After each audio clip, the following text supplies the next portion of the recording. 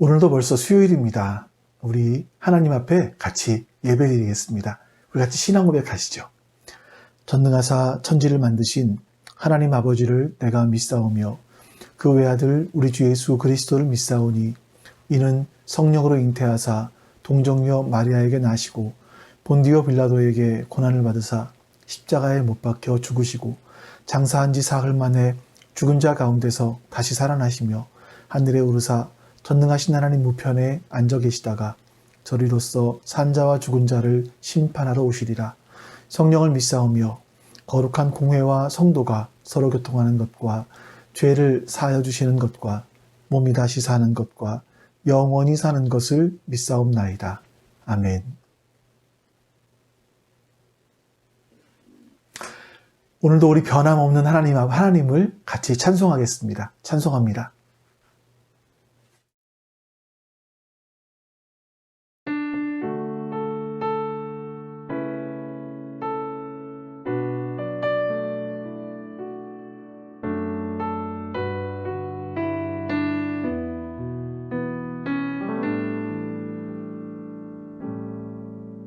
고달픈 삶의 은혜도 무뎌지고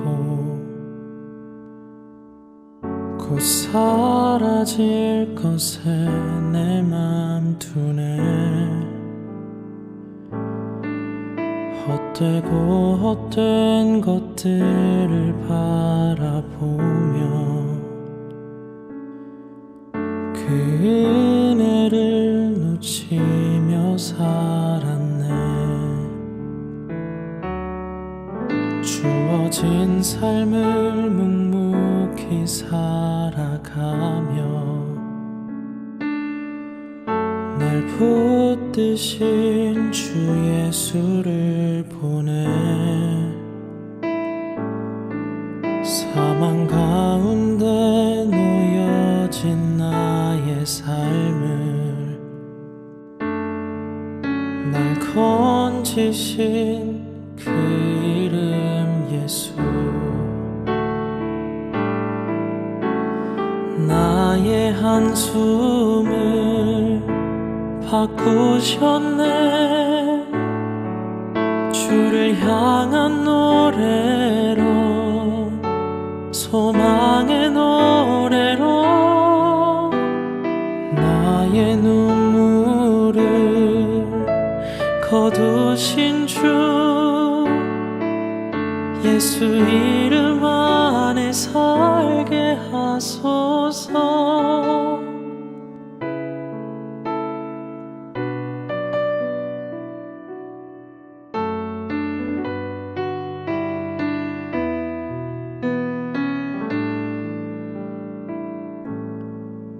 주어진 삶을 묵묵히 살아가며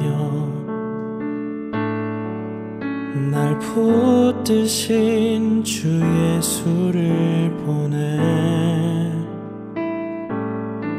사망 가운데 놓여진 나의 삶을 날 건지신 그 이름 예수.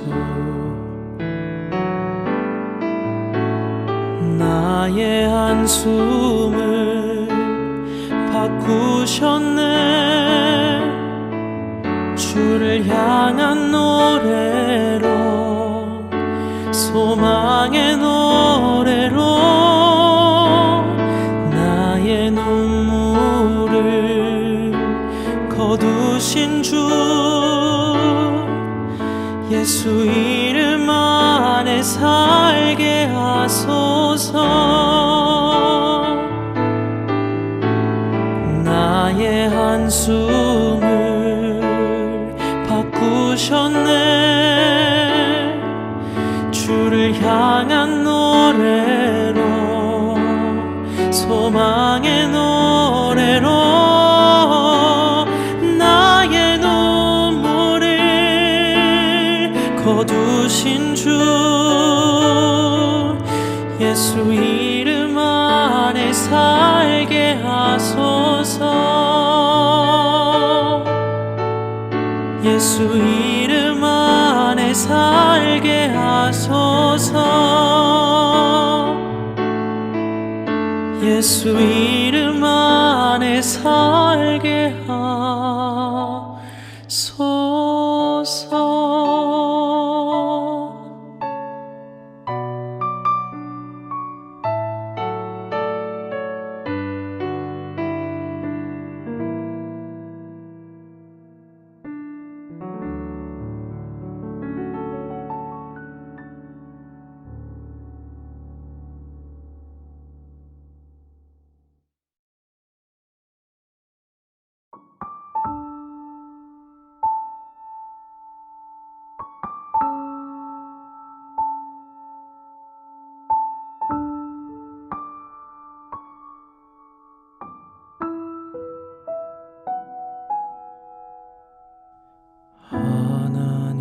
하나님이시여, 하나님이시여, 주는 나의 하나님이시로다.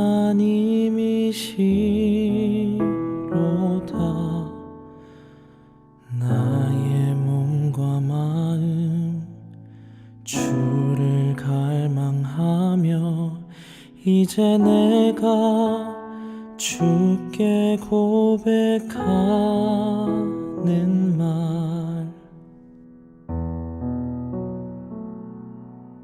여호와는 나의 힘이요, 여호와는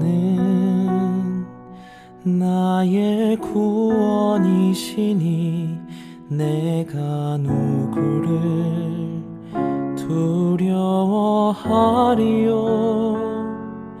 여호와는 생명의 피난처시니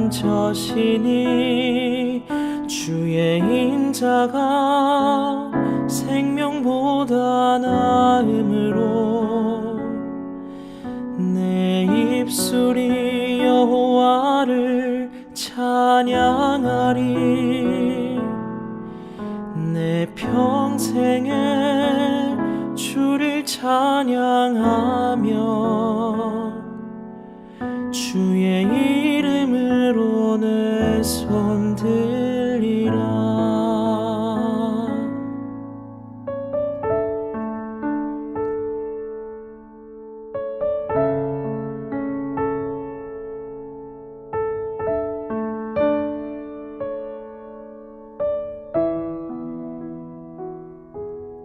여호와는 나의 힘이요, 여호와는 나의 구원이시니 내가 누구를 두려워하리요. 여호와는 생명의 피난처시니 주의 인자가 생명보다 나음으로 내 입술이 여호와를 찬양하리. 나의 평생에 주를 찬양하며 주의 이름으로 내 손 들리라. 주의 인자가 생명보다 나음으로 내 입술이 여호와를 찬양하리. 나의 평생에 주를 찬양하며 주의 이름으로 내 손 들리라. 주의 이름으로 내 손 들리라.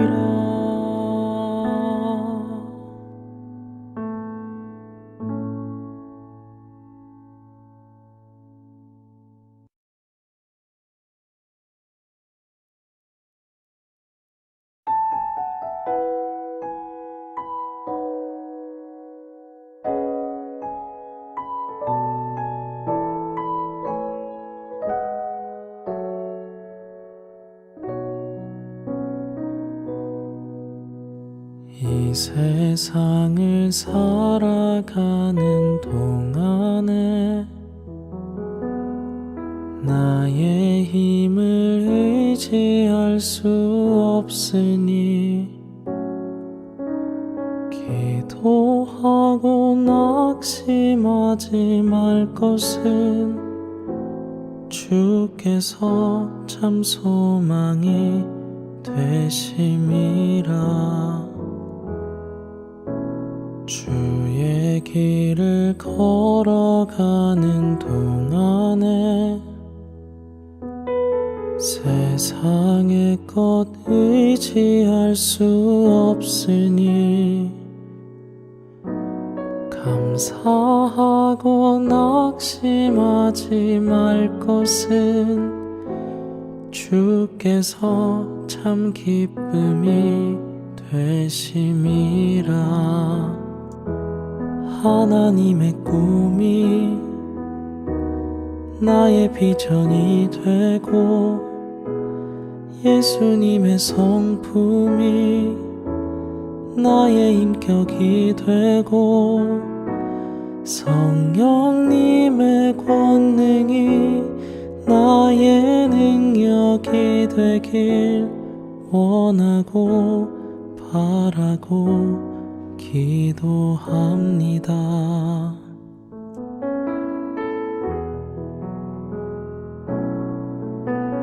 이 세상을 살아가는 동안에 나의 힘을 의지할 수 없으니 기도하고 낙심하지 말 것은 주께서 참 소망이 되심이라. 하나님의 꿈이 나의 비전이 되고 예수님의 성품이 나의 인격이 되고 성령님의 권능이 나의 능력이 되길 원하고 바라고 기도합니다. 하나님의 꿈이 나의 비전이 되고 예수님의 성품이 나의 인격이 되고 성령님의 권능이 나의 능력이 되길 원하고 바라고 기도합니다. 원하고 바라고 기도합니다.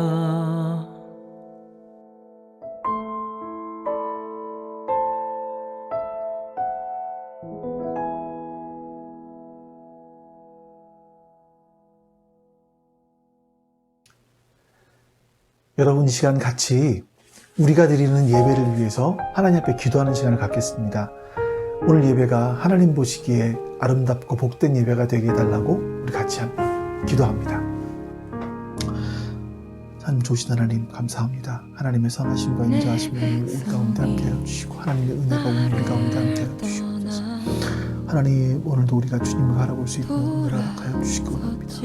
주의 은혜를 소망할 수 있도록 도와주시옵소서. 주님께서 오늘도 우리 가운데 일하고 계심을 잊지 않게 하여 주시고 이 오늘도 일하고 계시는 주님을 기억하며 앞으로 나아갈 수 있도록 도와주시옵소서. 하나님, 오늘 주님께서 우리의 인생 가운데 허락하시는 그 수많은 일들을 생각해보고 하나님께서 우리의 인생 가운데 하시는 수많은 일들을 역사에 주님 도와주시옵소서. 주님 은혜를 베푸시옵소서. 그 하나님의 은혜로 말미암아 하나님 뜻을 이뤄갈 수 있도록 주님 역사해 주시옵소서. 하나님 이뤄질 수 있도록 주님을 바라보며 주의 은혜와 소망 나갈 수 있도록 역사해 주시기를 원하옵니다. 우리 하나님께서 오늘도 우리에게 주의 주님의 거룩한 뜻을 이루어가게 해주시고 하나님의 거룩한 역사를 이루어갈 수 있도록 해주시기를 원하옵니다. 아버지 하나님, 그 사랑 아버지 하나님, 영원하네.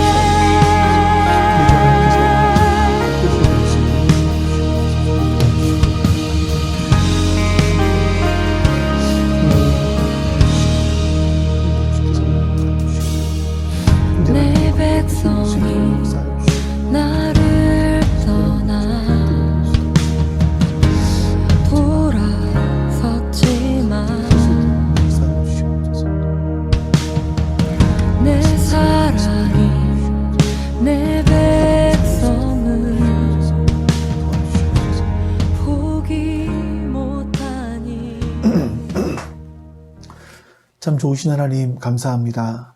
오늘도 하나님 앞에 머리 숙여 예배하오니 하나님께서 우리 예배를 받아주시옵소서. 온라인으로 예배하지만 하나님, 우리가 하나님 앞에 머물러 있다라는 사실을 기억할 수 있게 하여 주시옵소서. 그리고 오늘도 이 예배를 통하여서 예수님을 더 깊이 알아갈 수 있도록, 하나님을 더 깊이 알아갈 수 있도록 주님 도와주시옵소서. 감사드립니다. 우리 주 예수 그리스도의 이름으로 기도하옵나이다. 아멘.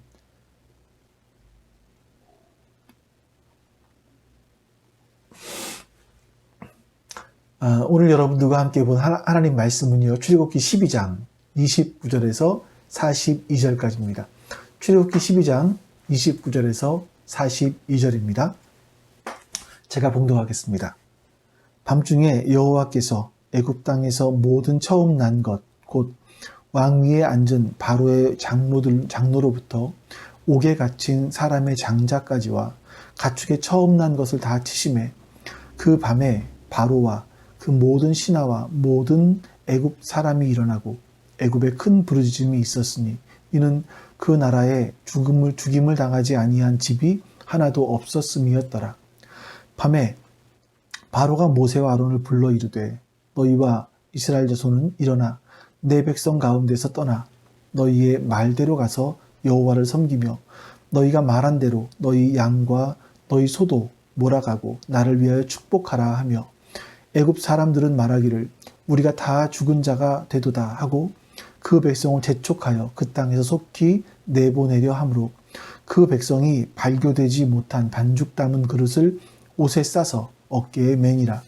이스라엘 자손이 모세의 말대로 하여 애굽 사람에게 은금 패물과 의복을 구하매, 여호와께서 애굽 사람들에게 이스라엘 백성에게 은혜를 입히게 하사 그들이 구하는 대로 주게 하심으로 그들이 애굽 사람의 물품을 취하였더라.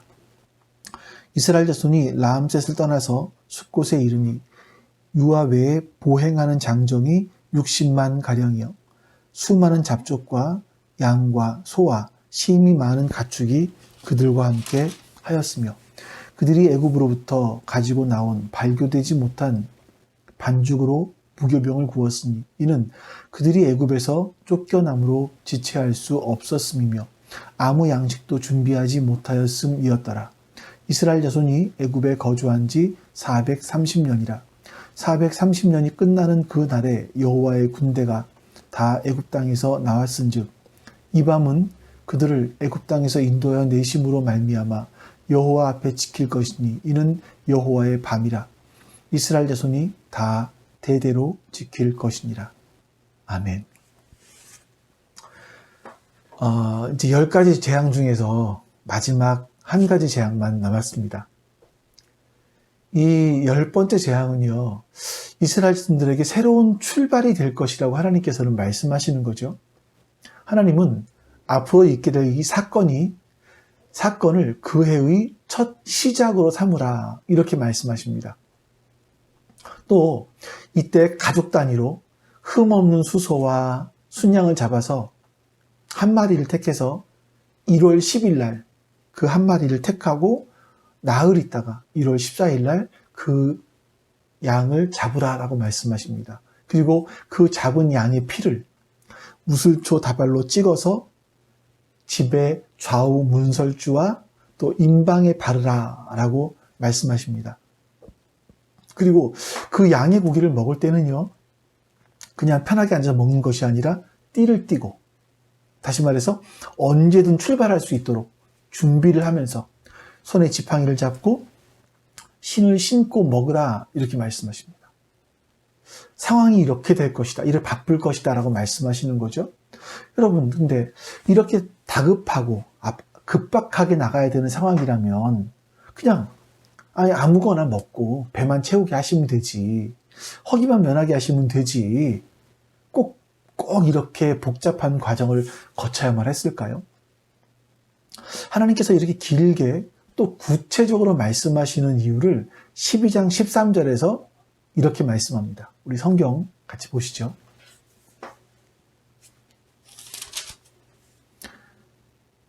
내가 애굽 땅을 칠 때에 그 피가 너희가 사는 집에 있어서 너희를 위하여 표적이 될지라. 내가 피를 볼 때에 너희를 넘어가리니 재앙이 너희에게 내려 멸하지 아니하리라. 오직 그 피가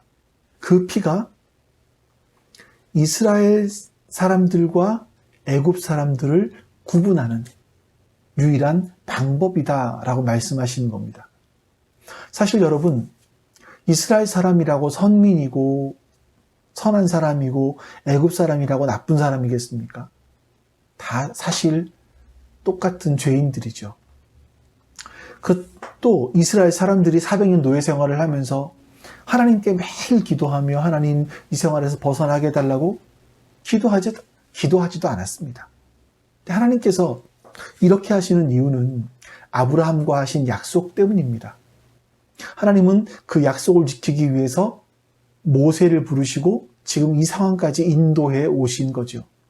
그리고 자기 백성들을 구분하는 방법, 그것은 혈통이 아니라 민족이 아니라 오직 어린 양의 피, 이 한 가지로만 보시는 겁니다. 여기서 우리가 보아야 될 건 이거죠.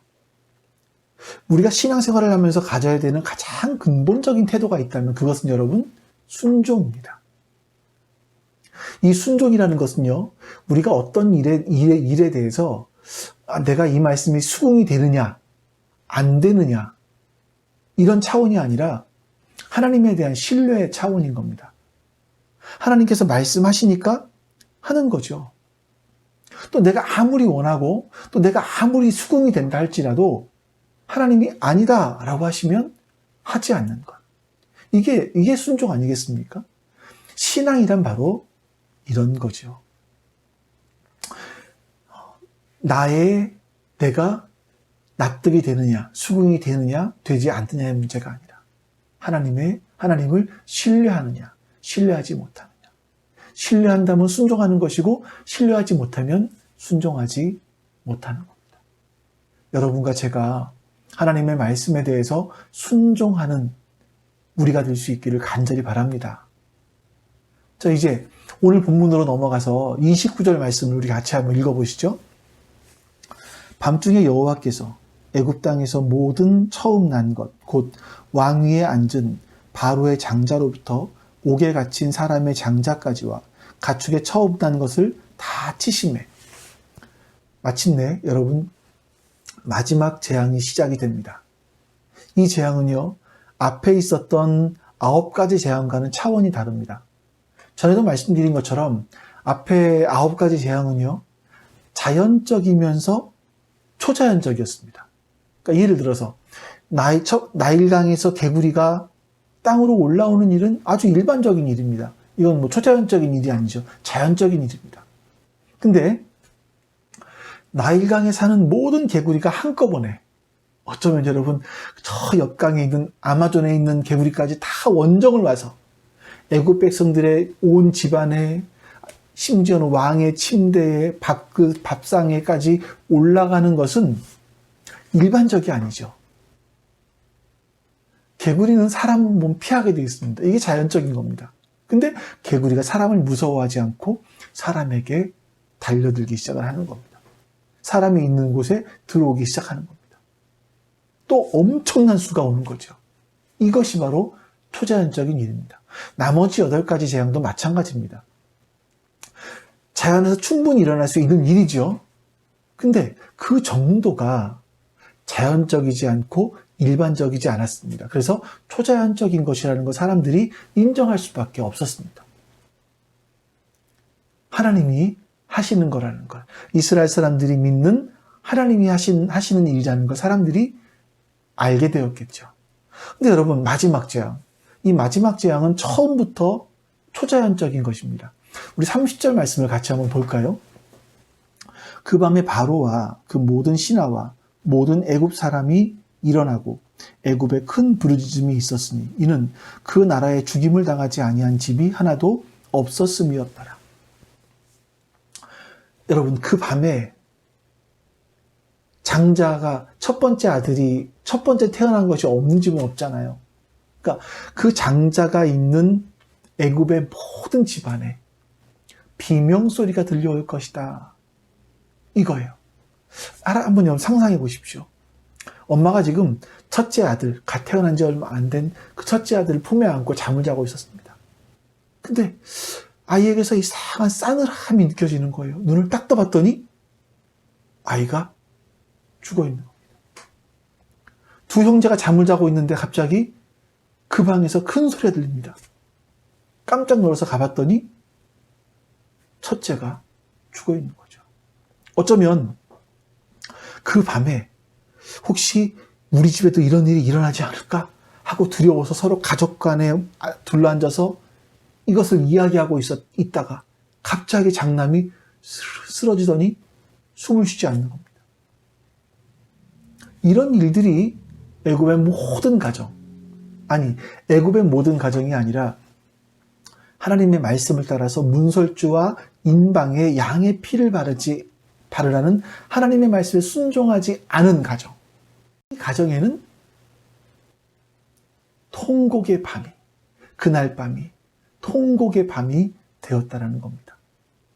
여러분 멀리서 한번 그 장면들을 생각해 보세요.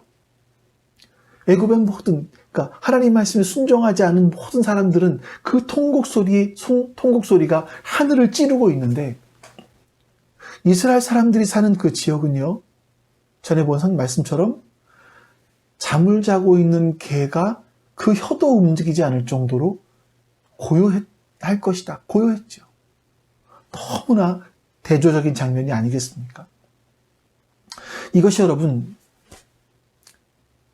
우리 인류 역사의 마지막 날에 우리가 보게 될 장면일 겁니다. 하나님을 하나님으로 받아들이고 그 말씀에 순종하고 믿고 따르는 사람들.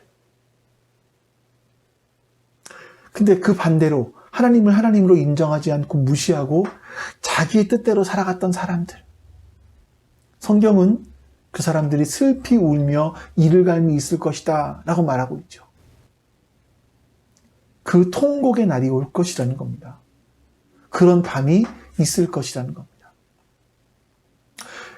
여러분, 이제 상황이 이렇게 진행되다 보니까 바로가 더 이상 가만히 있을 수가 없는 거예요. 우리 31절, 32절 말씀을 제가 읽어드려 볼게요. 여기서 여러분 동사를 한번 생각하면서 보세요. 밤에 바로가 모세와 아론을 불러서 이르되 너희와 이스라엘 자손은 일어나 내 백성 가운데서 떠나 너희의 말대로 가서 여호와를 섬기며 너희가 말한 대로 너희 왕과 너희 소도 몰아가고 나를 위하여 축복하라. 여기 여러분 바로는요 모세에게 스스로 삼가 다시 내 얼굴을 보지 말라라고 얘기했어요. 다시 내 얼굴을 보는 날에 너는 정령 죽으리라 얘기했어요. 경고입니다. 지금 말로 하면 야 너 꺼져. 너 다시 내 얼굴 보면 내 눈에 띄면 너는 그날이 추상날인 줄 알아. 이렇게 말한 거죠. 그러니까 바로는 더 이상 모세와 아론을 보고 싶은 마음이 없었습니다. 근데 지금 상황이 더 이상 부르지 않을 수 없는 그런 상황이 된 거죠. 그래서 이 바로가 말하는 가운데 동사 7가지를 보면 전부 명령형으로 되어 있습니다. 우리 성경에는 잘 나와 있지 않지만 명령형입니다. 이게 전부 사실은 모세와 아론이 요청했던 것들인데 그때는요 바로가 그 말을 듣고 야 어린 반푼어치도 없어 이랬던 거예요. 노예들이 다 예배하러 떠나면 소는 누가 키우냐 이거죠. 근데 이제 바로가 모세와 이스라엘 사람들의 등을 떠밀면서 나가라고 합니다. 오히려 모세에게 나를 위해서 축복해달라 이런 말을 하는 겁니다. 자 여러분 보세요. 이스라엘 사람들에게 이집트 사람들에게 이집트 왕 파라오는 신이었습니다. 그가 죽으면 신이 된다고 믿었고 신으로 살아있는 신으로 생각했습니다. 그런데 여러분 7장 2절 1절에서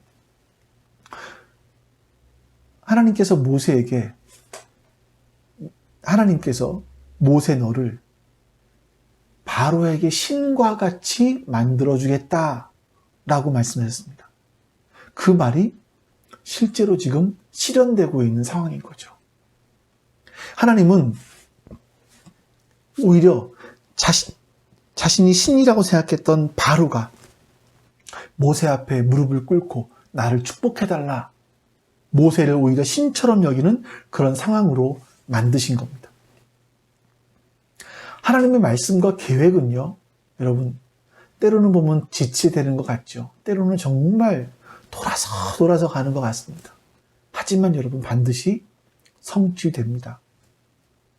우리가 말씀에 순종해야 되고 말씀을 존중해야 되는 이유가 바로 여기 있는 겁니다. 왜냐하면 그 말씀은, 하나님의 말씀은 반드시 실현되는 것이기 때문에 그 말씀에 순종해야 되는 겁니다. 자, 조금만 더 보죠. 이스라엘 자손들을 내어보내라 라고 얘기했는데 이건 바로만 얘기한 것이 아닙니다. 애굽 사람들도 다 마찬가지였습니다. 33절, 34절 말씀 볼까요? 애굽 사람들은 말하기를 우리가 다 죽은 자가 되도다 하고 그 백성을 재촉하여 그 땅에서 속히 내보내려 하므로 그 백성이 발교되지 못한 반죽 담은 그릇을 옷에 싸서 어깨에 매니라. 자, 여러분, 애굽 사람들이 스스로 이렇게 말합니다. 우리가 다 죽게 되었다. 정말 그렇게 느낄 수밖에 없었을 것 같아요. 한 마을에 한두 집이 초상이 났으면 서로 위로해주고 도와주고 할 수 있지 않겠습니까? 그런데 모든 사람의 집에서 동시에 초상이 났어요. 그것도 그 집을 대표하는 장자, 첫째 아들이 다 죽었습니다. 이제는 도움을 주거나 도움을 받거나 할 수 있는 상황이 아닙니다. 문자 그대로 애굽 전체가 다 초상집이 된 거죠. 그래서 애굽 사람들이 얼마나 다급하게 이스라엘 사람들을 쫓아냈는지 이스라엘 사람들이요, 반죽으로 빵을 만들어서 갖고 가야 되는데 빵을 만들지 못하고 미처 빵을 만들지 못하고 반죽만 옷에 싸가지고 나왔다라고 얘기합니다. 근데 이스라엘 사람들이 가지고 나온 것은요, 밀가루 반죽만이 아니에요. 35, 36절 이스라엘 자손이 모세의 말대로 하여 애굽 사람에게 은금 패물과 의복을 구하매 여호와께서 애굽 사람들에게 이스라엘 백성에게 은혜를 입히게 하사 그들이 구하는 대로 주게 하심으로 그들이 애굽 사람의 물품을 취하였더라. 자, 여러분, 이 말씀은요, 사실 이미 예언된 말씀이죠. 창세기 15장에 하나님께서 아브라함에게 이렇게 말씀하십니다. 여호와께서 아브라함에게 이르시되 너는 반드시 알라. 내 자손이 이방에서 객이 되어 그들을 섬기겠고, 섬겼습니다. 그들은 400년 동안 내 자손을 괴롭히리니 그들이 섬기는 나라를 내가 징벌할지며 그 후에 내 자손이 큰 재물을 이끌고 나오리라. 자, 이 말씀이 그대로 성취되고 있는 그런 모습인 거죠. 그리고 이것은요, 마치 전쟁에서 승리한 사람들이 전리품을 가져가는 것과 똑같습니다. 이건요, 이스라엘 자손이 잘했기 때문이 아니라 하나님께서 그렇게 하게 해 주셨다고 합니다. 이스라엘 사람들은 400년 이상의 노예 생활을 했습니다. 그건 여러분, 겉으로 보기에는 고통의 세월이었을 거고요, 패배자와 같은 삶으로 보입니다. 하지만 하나님께서 그것은요, 하나님께서 무능해서 그랬던 것도 아니고, 하나님이 이스라엘 백성들에게 무관심했기 때문에 그런 것도 아닙니다. 이 과정, 이 고난의 과정을 지나고 나서 자손들에게 필요했던, 이스라엘 백성들에게 필요했고, 또 그것이 이스라엘 백성들에게는 마치 승리자의 삶과 같았다라고 말하는 겁니다. 여러분, 전쟁에 승리하고 나면 그 승리하고 얻는 것들이 있잖아요. 마치 그런 것처럼 이스라엘 사람들이 애굽 사람들에게 승리해서 얻은 전리품, 은금, 패물, 의복, 이런 것들을 얻게 되었다라고 말하는 겁니다. 마치 이것이요, 400년 동안 일한 퇴직금 같은 거죠. 신명기에 이런 말씀이 나와요, 여러분. 신명기 15장 12절에서 15절에 이런 말씀이 나옵니다. 제가 읽어드릴게요. 내 동족, 히브리 남자나 히브리 여자가 내게 팔렸다 하자. 만일 6해 동안 너를 섬겼거든 7째 해에 너는 그를 놓아 자유롭게 할 것이요. 그를 놓아 자유롭게 할 때에는 빈손으로 가게 하지 말고 내 양 무리 중에서 타작 마당에서와 포도주 틀에서 그에게 후히 줄지니 곧 내 하나님 여호와께서 내게 복을 주신 대로 그에게 줄지니라. 너는 애굽 땅에서 종되었던 것과 내 하나님 여호와께서 너를 속량하셨음을 기억하라. 그것으로 말미암아 내가 오늘 이같이 내게 명령하더라. 자, 종을 어떻게 대해야 되는지, 몇 년 만에 해방시켜줘야 되는지에 대해서 말씀하는 부분인데, 이스라엘 백성 중에서 종이 되면 6년 동안은 잘 부리고 7년째는 풀어주는데 그냥 보내지 말고, 섭섭하게 보내지 말고 짐승이든 곡식이든 후하게 네가 복을 받은 대로 채워서 보내줘라, 이렇게 말합니다. 말씀하시죠? 그 이유가 뭡니까? 너희들이 출애굽할 때 내가 그렇게 너희에게 해주지 않았냐, 이 말씀이에요. 그러니까 하나님께서 지금 이스라엘 백성들이 애굽 사람들이 주는 은금 폐물을 후하게 가지고 나오는 것을 하나님은 그동안 이스라엘 백성들이 받아야 될 봉급을 차곡차곡 모았다가 한 번에 주시는 것 같은 그런 상황으로 표현하시는 거죠. 더 재밌는 게 있습니다. 37절. 이스라엘 자손이 라암셋을 떠나서 숫곳에 이르니 유아외에 보행하는 장정이 60만 가량이요. 장정이 60만 가량이었다 합니다. 그래서 그러니까 노인 그리고 여인들까지 포함하면, 여인들까지 포함하면 200만 명은 좋게 되었을 것이다 라고 얘기를 해요. 근데 여러분, 여기서 이 출애굽하는 사람들 중에서 이스라엘 자손만 나온 게 아닙니다. 38, 39절을 볼까요? 수많은 잡족과 양과 소와 심이 많은 가축이 그들과 함께 하였으며 그들이 애굽으로부터 가지고 나온 발교되지 못한 반죽으로 무교병을 구웠으니 이는 그들이 애굽에서 쫓겨남으로 지체할 수 없었음이며 아무 양식도 준비하지 못하였음이더라. 여기서 보면 이스라엘 백성들이 출애굽을 할 때 잡족이라고 표현되어 있는 다른 민족들이 같이 섞여 나왔다는 얘기입니다. 여기는 가축도 있었고요. 황급히 나왔기 때문에 발효하지 못한 그런 반죽도 들고 나왔습니다.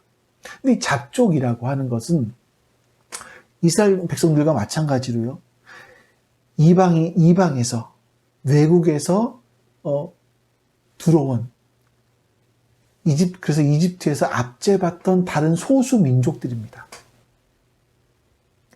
이 사람들이 애굽에 내려진 10가지 재앙을 보면서, 야, 세계 최강의 이집트 사람들이 섬기는 신이 진짜 신이 아니라 저 이스라엘 사람들이 섬기는 신이 진짜 신이구나, 이걸 깨닫고 이스라엘 사람들과 함께 출애굽을 한 거죠.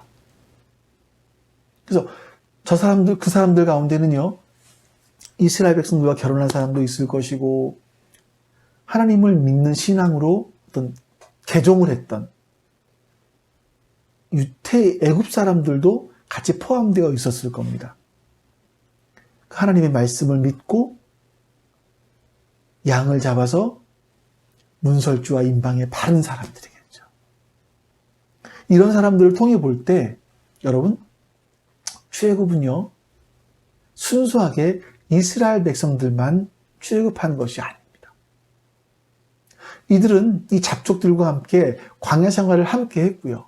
또 이들 가운데 불평을 가장 먼저 하기도 했었지만 가나안 땅에 들어가서 이스라엘 사회를 같이 구성하기도 했습니다. 여러분, 이게 굉장히 중요한, 지금 이 시대에도 굉장히 중요한 부분인 것 같아요. 우리나라 민족을 표현할 때 여러 가지 말들이 있는데 두 가지만 한번 생각해 보시죠. 우리는 민족을 가리켜 백의 민족이다라고 얘기합니다. 이건 백의 민족, 우리는 아주 그 순결한 민족, 초등학교 때 그런 굉장히 우리 민족의 우월성을 강조하는 것처럼 배웠습니다만, 사실은요, 이 백의 민족이라는 게 굉장히 슬픈 단어죠. 우리가 옛날 사극 같은 거에 보면 하얀 옷을 깨끗하게 입고 나오지만, 여러분, 과연 우리 조상들이 입었던 하얀 옷이 깨끗했을까요? 하얀 옷을 입었다라는 건 뭐냐면 염색할 만한 그런 상황이 되지 못했다라는 것이고, 굉장히 그 옷들이 그래서 때가 잘 타는 그런 옷들이었던 것으로 보입니다. 그래서 한 기도문에 보면 우리나라 외국 선교사들이 우리나라에 들어와서 기도했던 기도문에 보니까 하나님, 이 민족에게 복음과 비누를 주십시오. 비누를 주십시오라고 기도했던 문서가 발견이 돼요. 그러니까 외국 선교사들이 와서 우리나라 사람들이 얼마나 좀 지저분했으면 그런 기도를 했을까 하는 생각이 듭니다. 또 우리나라 민족을 가리켜서 단일 민족이라고 이야기를 하죠. 이건 외세의 침략을 끝까지 버텨내었다라는 굉장한 자부심을 느끼는 단어이기도 했습니다만, 한편으로 보면 우리 민족이 좀 굉장히 배타적이었다라는 것으로 보입니다. 여러분, 이제는요, 우리가 우리만 살 수는 없는 시대가 되었습니다. 함께 살아가야 되는 그런 시대가 되었죠. 외국 사람들도 차별하지 않고 동등하게 보며 같이 살아가는 그런 사회가 우리 가운데 되고 있습니다. 근데 이것이 가능하기 위해서는요, 뭐 민족 공동체, 혈연 공동체가 아니라 이스라엘 공동체 같은 그런 공동체가 되어야만 합니다. 하나님께서 그 잡족과 함께 출애굽하게 된 이스라엘 공동체를, 이런 사람들을 무슨 공동체라고 할 수 있냐면, 여러분, 처음에 하나님께서 모세에게 출애굽에 대해서 말씀하시면서 이렇게 바로에게 가서 말해라 라고 말씀하시는데, 히브리 백성과 함께 여호와 하나님께 제사를 드리려 하오니 우리를 보내주십시오 라고 말하라고 했습니다. 하나님께서 이스라엘 백성들을 출애굽하게 하신 것은요, 그들로 하여금 예배하는 백성으로 삼기 위해서였습니다. 그리고 그렇게 하나님을 예배하기 위해서 함께 나온 사람들은 민족, 혈연 상관없이 모두가 같은 공동체가 되었습니다. 그래서 이스라엘 사람들의 시작은요, 혈연 공동체이거나 민족 공동체가 아니라 신앙 공동체, 예배 공동체였다라는 것을 우리는 알 수 있죠. 여러분, 앞으로의 우리 시대가 바로 이런 시대가 되어야 될 것 같습니다. 그리고 이 일을 앞장서야 될 우리 기독교인들은요, 어디 가서든지 언제이든지 하나님 앞에 예배드리는 사람이 돼야 돼요. 하나님께서 우리를 출애굽시키시고 우리를 구원시키신 그 이유가 우리를 예배하는 사람으로 삼기 위해서이거든요. 그리고 그 예배는 자기중심적이고 자기 편의적인 그런 예배가 아닙니다. 아니어야 됩니다. 나의 필요, 나의 욕구를 구하는 예배가 아니라 우리가 하나님 앞에 서기 시작하는 것. 하나님 앞에 머물러 있기 시작하는 것. 하나님의 임재를 체험하며 그 하나님을 경험하고 그 하나님으로 말미암아 내 삶이 변화되기 시작하는 것. 우리 그런 예배를 드릴 수 있어야 됩니다. 예배는요, 우리 마음대로 드리는 것이 아닙니다. 하나님께서 원하시는 대로 드리는 거죠. 42절 말씀 보겠습니다.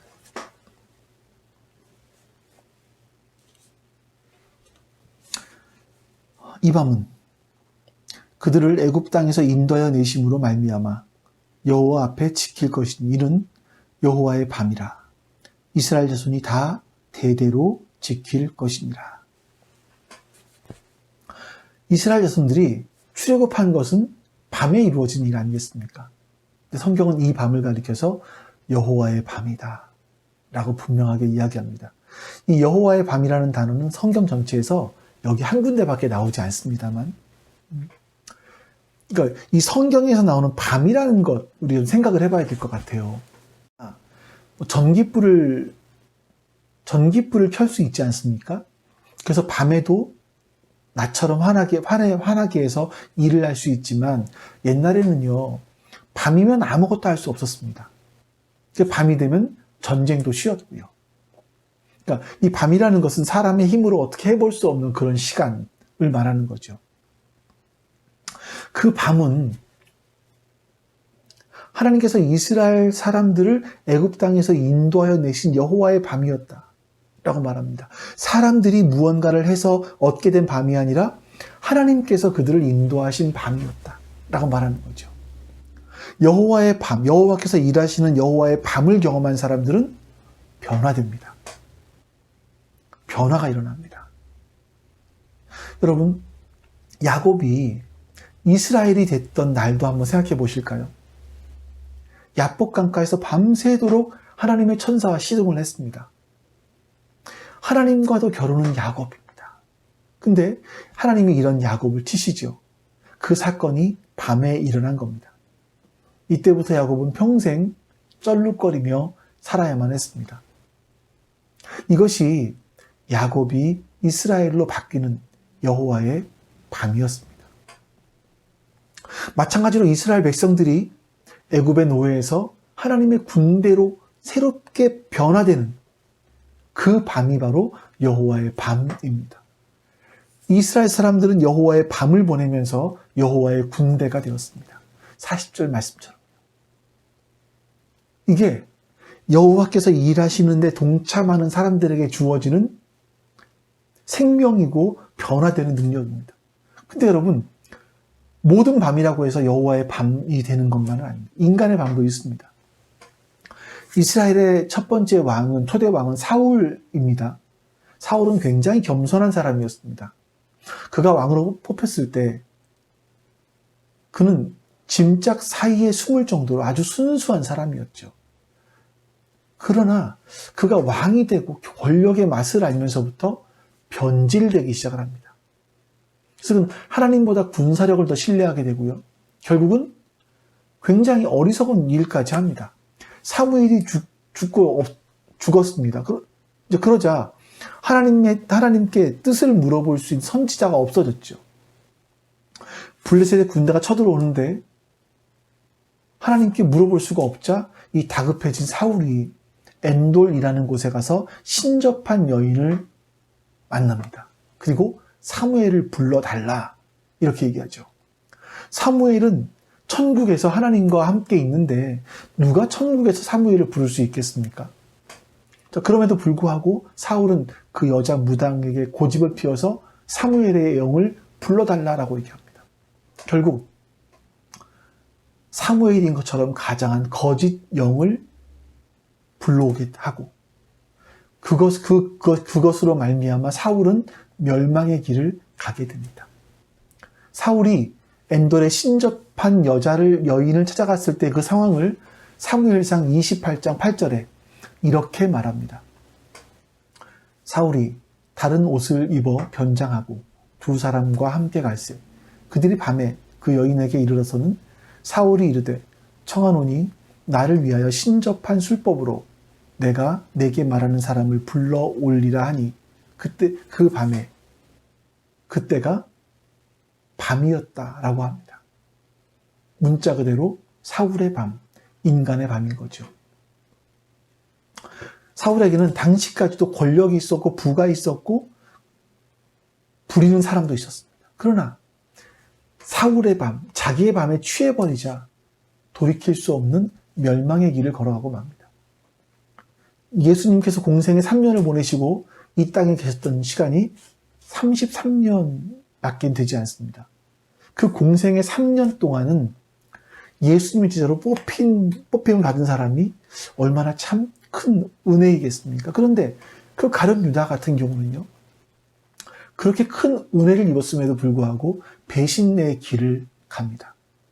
예수님은 그것이 너무나 안타까워서 너희들 중에 나를 파는 사람이 있을 것이다 라고 말씀하셨음에도 불구하고 가룟 유다는 자기 생각을 포기하지 않습니다. 가룟 유다가 예수님을 팔기 위해서 대제사장에게로 갈 때에 요한복음 13장 30절에서는 이렇게 말씀합니다. 유다가 그 조각을 받고 곧 나가니 밤이라라. 그때도 밤이었다라고 말합니다. 유다의 밤입니다. 자기 생각에 옳은 대로, 자기 소견에 옳은 대로, 자기가 할 수 없는 상황임에도 불구하고, 인간은 할 수 있는 존재가 아님에도 불구하고, 그럼에도 자기의 소원대로, 자기의 마음대로, 자기의 힘으로 모든 일을 했을 때 결국 돌이킬 수 없는 멸망의 길을 가는 겁니다. 인간의 길은, 인간의 밤은 언제나 멸망과 파멸로 갑니다. 하지만 하나님의 밤, 여호와의 밤은요, 생명과 변화의 밤이 됩니다. 41절, 42절을 다시 한번 읽어보죠. 430년이 끝나는 그날에 여호와의 군대가 다 애굽 땅에서 나왔은즉 이 밤은 그들을 애굽 땅에서 인도하여 내심으로 말미암아 여호와 앞에 지킬 것이니 이는 여호와의 밤이라. 이스라엘 자손이 다 대대로 지킬 것이니라. 430년이 끝나는 바로 그날입니다. 어쩌 하나님께서 그 430년이 꽉 차서 이스라엘 백성들이 출애굽하는 그날을, 그 밤을 계수하고 계셨는지도 모르겠어요. 하나님은요, 우리 인생들이 하나님을 만나는 하나님의 밤이 있기를 기다리고 계세요. 그 날을 세고 계시는 거죠. 그래서 우리 인생 가운데 변화가 오기를 간절히 하나님은 기다리고 계신 겁니다. 그러나 여러분, 여호와의 밤이 아니라 인간의 밤을 보내면 결국 그 밤은 파멸의 시간이 되는 겁니다. 그 이유는 우리가 하나님을 잊어버리고 내 힘과 내 의지와 내 결단과 내 힘으로 그 일들을 하려고 하기 때문입니다. 그리고 우리는 이제 또 하나의 주의 날을, 여호와의 날을 기다려야만 합니다. 그날은 우리 주님께서 다시 오시는 날입니다. 그날이 어떤 사람에게는 깜깜한 파멸의 날이 될 것입니다. 하지만 어떤 사람들에게는 생명의 날이고 영원한 생명을 얻는 것이고 영원히 변화될 수 있는 영광의 날이 될 것입니다. 성경의 사람들은 바로 그 날들을 기다렸습니다. 우리가 깨어서 정신을 차리고 주님이 다시 오시는 그 재림의 날, 그 날이 영광의 날이 되기를 사모하며 기다리는 우리가 될 수 있기를 다시 한번 주님의 이름으로 축원하며 우리 같이 이 말씀들을 놓고 우리 기도하겠습니다. 하나님께서 오늘 여러분들에게 주신 말씀이 뭡니까? 그 말씀 붙드시고 하나님께 기도하십시오. 그리고 또 오늘 우리 교회를 위해서, 지체들을 위해서, 우리 교회가 앞으로 해야 될 일들을 위해서 우리 같이 한번 하나님 앞에 기도하는 시간을 갖겠습니다. 우리 기도합니다. 아버지 하나님 감사합니다. 선하신 하나님께서 오늘 우리 가운데 함께하여 주시고 은혜를 베풀어 주시니 감사합니다. 이 하나님의 선하심과 인자하심을 오늘 우리가 기억할 수 있게 하여 주시옵소서. 그 하나님의 선하심과 인자하심을 오늘 우리가 기억하며 나아갈 수 있도록 도와주시옵소서. 우리 주님께서 우리의 인생 가운데 하시는 일들이 얼마나 놀라우신지, 얼마나 자비로우신지 그것들을 기억할 수 있게 하여 주시기를 원하고 기도합니다. 하나님 도와주시옵소서. 하나님 은혜를 베풀어 주시옵소서. 하나님 베푸신 은혜가 매일마다 우리 가운데 함께 하시기를, 하나님 도우시는 우리 손길이 매일마다 우리 가운데 함께 하시기를 간절히 원합니다. 주님 도와주시옵소서. 하나님, 제가 여호와의 밤을 통하여서 생명을 얻고 영혼이 변화되는 일들이 있게 하여 주시기 원합니다. 하나님, 제가 변화되는 일들이 있게 하여 주시기 원합니다. 하나님을 만나는, 하나님의 일하심을 경험하는 여호와의 밤이 내 인생 가운데 있게 하여 주시기를 원하고 기도합니다. 하나님 또한 나만이 아니라 우리 성도님들 가운데 여호와의 밤이 있기를 간절히 소원하오니 주님 역사하여 주시옵소서. 주님 역사하여 주시고 함께하여 주시옵소서. 은혜를 베풀어 주시옵소서. 하나님을 만남으로 말미암아 인생이 바뀌고 생명력이 가득한 삶을 살아갈 수 있도록 주님 역사하여 주시옵소서. 주님 역사하여 주시옵소서. 하나님께서 오늘도 우리 가운데 일하여 주시옵소서. 하나님께서 오늘도 우리 가운데 일하여 주셔서 하나님의 거룩한 뜻을 이루어가게 하여 주시기를 원하고 기도합니다. 하나님께서 원하시는 선한 뜻을 이루어갈 수 있도록 도와주시기를 주님 원하고 기도합니다. 오 하나님 일하여 주시옵소서. 오 하나님 역사하여 주시옵소서. 오 하나님 역사하여 주시고 함께하여 주시옵소서. 그렇게 하나님 선한 뜻을 이루어갈 수 있게 하여 주시기를 원하고 기도합니다. 우리 주님께서 원하시는 그 날이 이 날이 되게 하여 주시옵소서. 하나님 참으로 원하시는 우리 인생의 변화되는 날이 우리 인생 가운데 우리 교회도 정말 어떤 터닝포인트가 되어서 하나님 이제 새로운 일들이 우리 가운데 이루어질 수 있도록 주님 도와주시옵소서. 함께 보내주시기를 기도합니다. 하나님 이제 우리가 움직여야 될 것입니다. 하나님 제가 움직여야 될 것입니다. 하나님 제가 해야 될 것입니다. 하나님 도와주셔서 이 일들을 잘 감당해 나갈 수 있도록 주님 역사해 주시옵소서. 하나님 어쩌면 제가 하나님 이 시대에 갈 수 있는 사람인지 모르겠습니다. 아직 그렇게 창의적이지 못하지만 하나님 우리가 해야 될 많은 일이 주님 우리를 도우시고 우리를 도우시고 아버지 하나님께서 우리가 도와주셔서 사랑의 일을 이루어주시고 아버지 하나님께서 하나님의 거룩한 뜻이 우리가 이루어지기를 원합니다. 하나님의 선하시고 인자하신 뜻이 우리가 이루어질 수 있도록 주님 간절히 원합니다. 하나님 우리의 인생 가운데 주님 우리의 인생 가운데 일하는 하나님께서 원하시는 선한 뜻이 우리를 통해서 이루어질 수 있도록 아버지 하나님 하나님께서 우리에게 새로운 길을 보여주시고 하나님 이제 이 길을 걸어갈 수 있도록 부지런함과 용기와 지혜를 허락하여 주시옵소서. 끈기를 허락하여 주시옵소서. 이것들로 말미암아 하나님의 선한 뜻을 이뤄갈 수 있도록 주님 도와주시옵소서. 함께 하시며 도와주시옵소서. 감사합니다. 아버지 하나님 감사합니다. 오늘도 우리에게 말씀 주시고 또 그 말씀 붙잡고 기도하게 해주셔서 감사합니다. 하나님 선한 뜻이 우리 가운데 이루어지게 해주시옵소서. 하나님의 선하신 역사가 우리 가운데 이루어지게 해주시옵소서. 감사드리며 우리 주 예수 그리스도의 이름으로 기도하옵나이다. 아멘. 하늘에 계신 우리 아버지여 이름이 거룩히 여김을 받으시오며 나라가 임하시오며 뜻이 하늘에서 이루어진 것 같이 땅에서도 이루어지이다.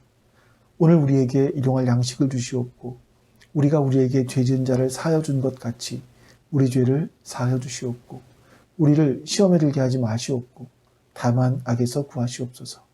나라와 권세와 영광이 아버지께 영원히 있사옵나이다. 아멘.